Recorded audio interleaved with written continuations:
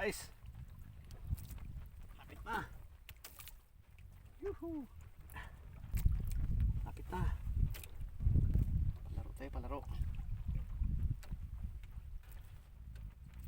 Labing init.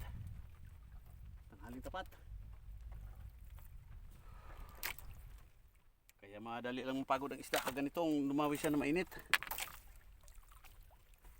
Dikita na kami. Dikita na kami. Ayan na.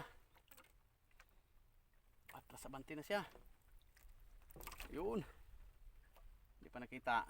Ang lapit-lapit pa. Lock mo na. Ayan na. Kapit guys. Kapit ng gusto.